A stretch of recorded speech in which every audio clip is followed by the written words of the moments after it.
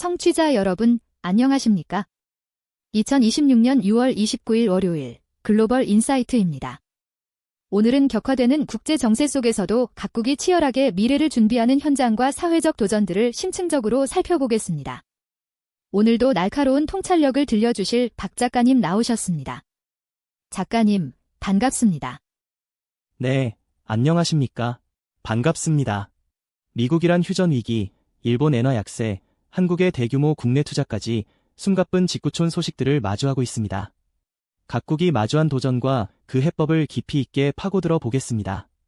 첫 소식은 국제 정세의 핵심 축인 미국입니다. 미국과 이란 간의 휴전이 깨질 위기에 처하면서 미국은 호르무즈 해협에서의 선박 공격을 이유로 이란 군사 목표물에 대한 새로운 공습을 감행했습니다. 이에 이란은 쿠웨이트와 바레인에 있는 미군 기지를 드론과 미사일로 공격하며 평화회담 중단을 위협했습니다. 도널드 트럼프 대통령은 이란이 휴전 협정을 위반했다고 비난하며 추가 군사 행동 가능성을 경고했습니다. 트럼프 대통령의 어리석은 위반 발언은 미국의 강력한 군사적 대응 의지를 천명한 것입니다. 이란이 호르무즈 해협 통제권을 주장하며 벌어진 충돌의 연장선이죠. 미국은 군사적 압박을 통해 이란의 행동을 제약하려는 전략을 구사하고 있습니다.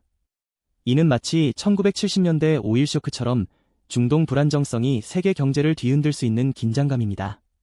이러한 정치적 긴장 속에서도 미국 경제는 인공지능 붐과 금리 인상 가능성에 힘입어 달러화 가치가 13개월 만에 최고치를 기록했습니다. 개인 소비 지출, 즉 PCE 물가지수 상승으로 추가 금리 인상 가능성도 제기됩니다.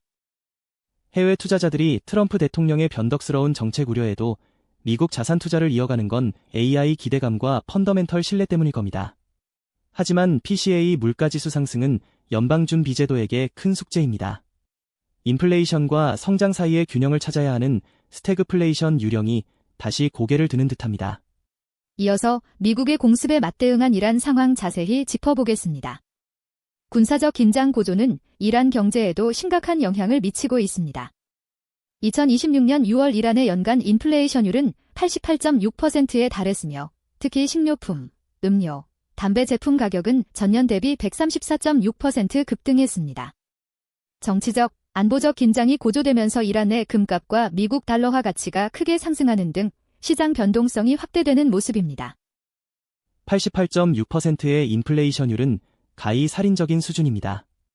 이는 1920년대 바이마르 공화국의 초인플레이션과 비견될 만합니다.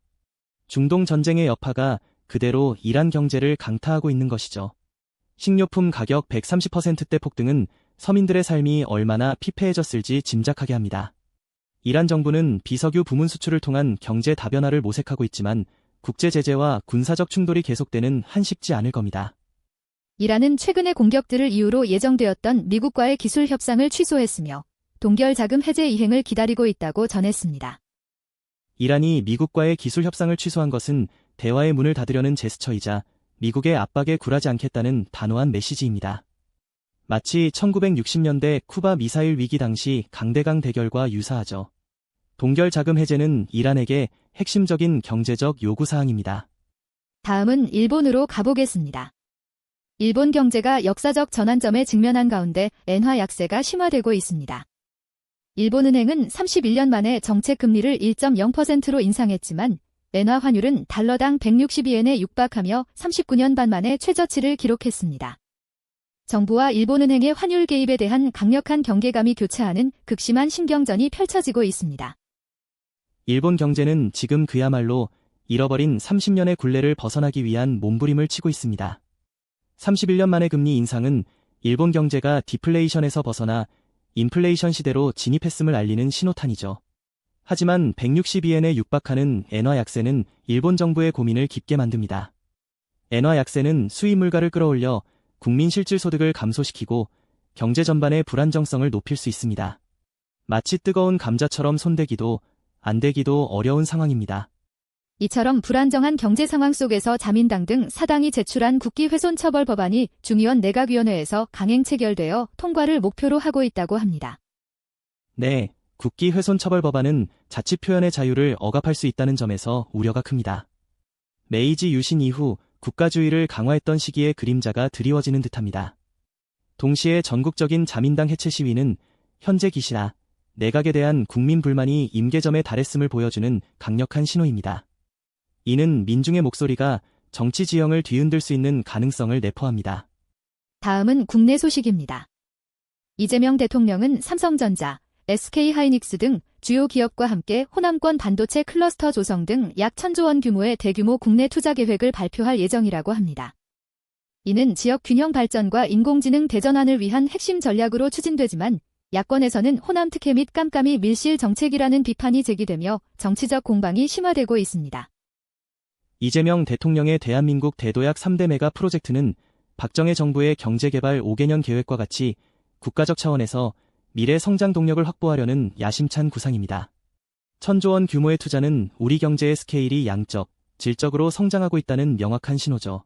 하지만 야권의 호남 특혜 비판은 과거 지역 감정이 국책 사업 추진에 어려움을 겪었던 사례들을 떠올리게 합니다. 마치 장밋빛 청사진에 정치적 먹구름이 끼는 형국입니다. 국내 자본시장도 긍정적입니다. 코스피 지수가 6월 18일 장중 사상 최초로 9,000선을 돌파하며 한국 자본시장의 가파른 성장세를 보였고 삼성전자와 SK하이닉스가 시가총액 1조 달러 클럽에 진입하며 성장을 견인하고 있다고 합니다. 코스피 9,000선 돌파와 삼성전자, SK하이닉스의 시가총액 1조 달러 클럽 진입은 한국 경제의 저력을 상징하는 쾌거입니다. 인공지능 반도체 분야에서 우리 기업들이 세계적인 리더십을 발휘하고 있다는 증거이기도 하죠. 하지만 이러한 장밋빛 전망은 글로벌 경제 불확실성과 내수 부진이 지속될 경우 언제든 짙은 안개 속으로 사라질 수 있기에 결코 방심해서는 안 됩니다. 다음은 중국으로 가보겠습니다. 중국은 6월 23일부터 28일 사이에 국산 슈퍼컴퓨터 링성이 세계 탑 500 목록에서 다시 1위를 차지하며 2.0 플라푸스를 돌파한 세계 최초의 슈퍼컴퓨터가 되었다고 발표했습니다. 또한 고성능 탄소 섬유 생산 라인 3개를 가동하며 탄소 섬유 산업에 중요한 이정표를 세웠습니다. 김하나 아나운서, 중국의 이러한 기술 성과는 1960년대 미소 우주 경쟁 당시 소련이 스푸트니크 발사로 미국에 충격을 주었던 것과 같은 기술 충격을 안겨주고 있습니다. 슈퍼컴퓨터 링성의 세계 1위 탈환은 중국이 데이터 처리와 인공지능 연구에서 미국을 위협하는 수준으로 성장했음을 보여줍니다. 고성능 탄소 섬유 확보 역시 서방 기술 봉쇄에도 중국의 자력갱생 능력이 상상 이상임을 입증합니다. 마치 새로운 중화주의 기술 독립선언이라고 해도 과언이 아닙니다. 리창 국무원 총리는 하계 다보스 포럼에서 외부 환경 변화에도 불구하고 중국이 개방 협력과 세계 시장과의 심층적 통합에 전념할 것임을 강조했습니다. 리창 총리의 발언은 1970년대 닉슨 대통령 방중 이후 개혁 개방 문을 열었던 것처럼 지금도 서방의 견제 속에서 개방 기조를 유지하겠다는 의지입니다.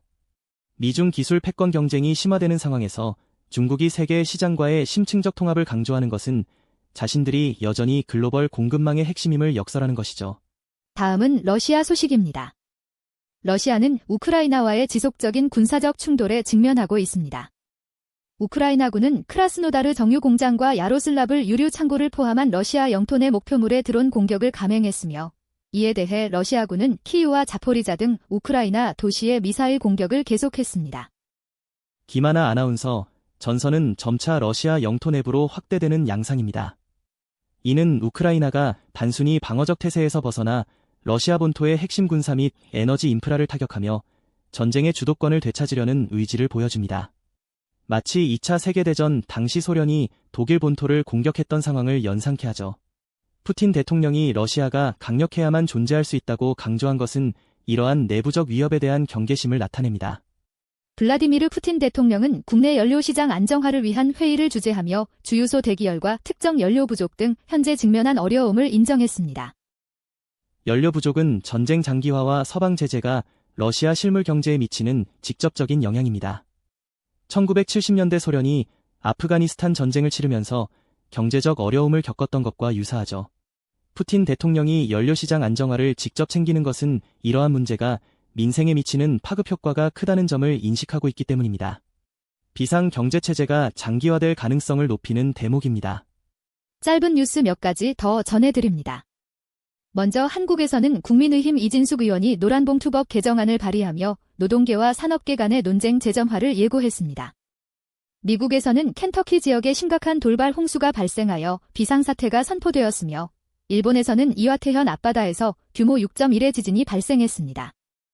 네, 한국의 노동시장 논쟁, 미국의 기후변화로 인한 자연재해, 일본의 지진 소식은 우리가 글로벌 시대에 얼마나 다양한 도전들에 직면해 있는지를 보여주는 단편적인 예시입니다.